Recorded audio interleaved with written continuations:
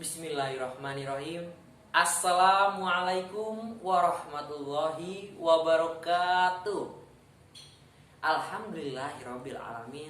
Assalatu wassalamu ala asrofil anbiya'i wal mursalin wa ala alihi washabi ajmain. Amma ba'du. Puji syukur kita panjatkan kehadirat Allah Subhanahu wa taala, yang mana semoga kita semua selalu dalam keadaan sehat, dalam keadaan COVID-19 ini semoga kita dihindari dari hal-hal negatif dan hal-hal buruk lainnya. Allahumma amin.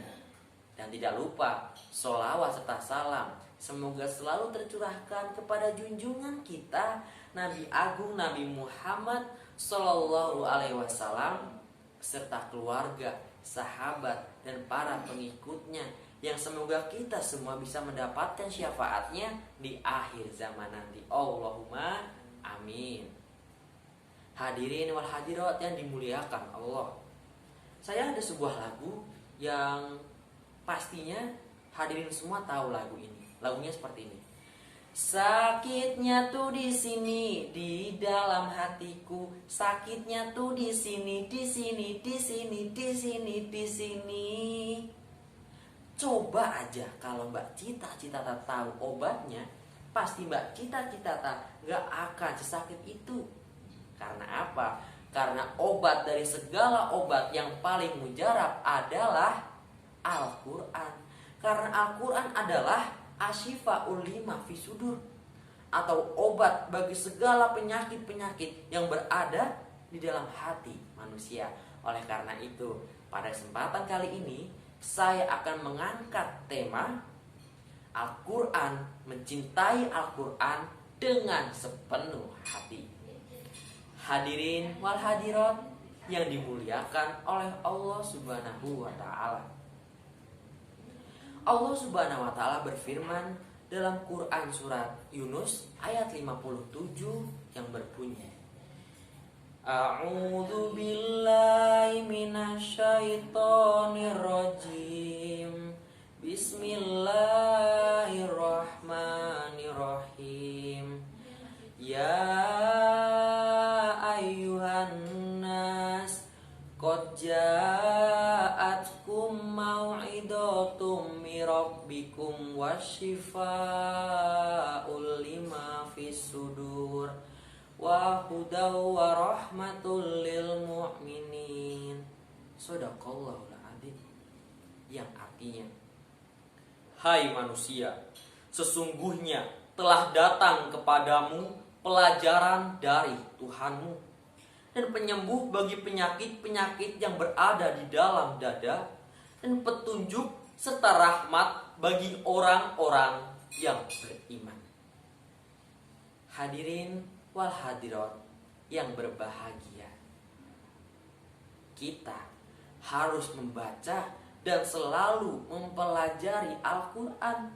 Kenapa? Karena Al-Quran adalah wahyu terbesar yang diturunkan kepada Nabi Muhammad SAW melalui malaikat Jibril sebagai petunjuk dan pedoman hidup manusia di muka bumi ini.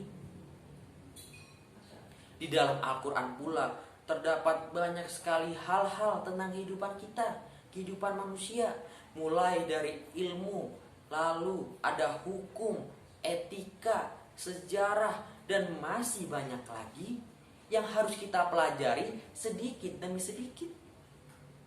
Nah, teman-teman, hadirin semua yang dirahmati Allah, tidak hanya itu, dengan membaca Al-Quran juga ada banyak sekali hikmah-hikmahnya.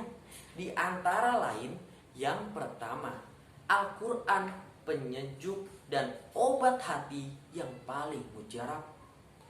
Allah Subhanahu wa taala menurunkan Al-Quran agar dibaca lisan, didengarkan telinga, difikirkan akal, dan membuat hati kita menjadi lebih sejuk.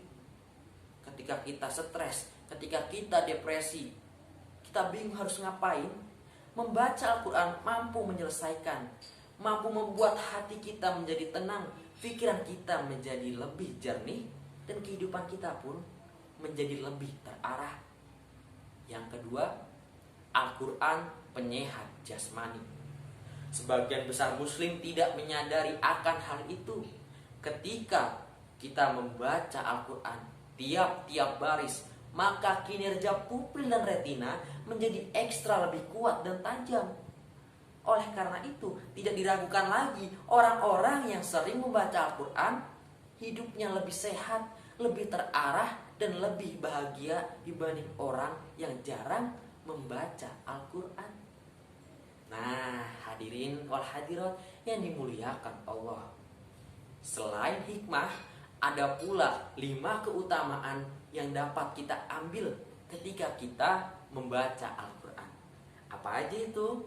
Yang pertama, ketika kita membaca Al-Quran, kita akan menjadi manusia yang terbaik. Rasulullah sendiri sudah mengatakan hal tersebut. Lalu yang kedua, kita akan dikumpulkan bersama para malaikat. Yang ketiga, Al-Quran akan menjadi penyelamat kita di hari kiamat nanti. Yang keempat, kita mendapatkan kenikmatan yang tiada tara. Dan yang kelima, kita mampu memberikan mahkota surga kepada kedua orang tua kita. Semoga kita bisa memberikan mahkota surga, mahkota tersebut kepada kedua orang tua kita. Nah teman-teman, oleh karena itu, agar kita bisa mendapatkan hikmah dan keutamaan tersebut, kita harus mencintai Al-Quran dengan sepenuh hati. Mencintai sepenuh hati Al-Quran dalam hidup ini membuat hidupmu lebih berarti. Jangan lelah membaca Al-Quran sepenuh hati.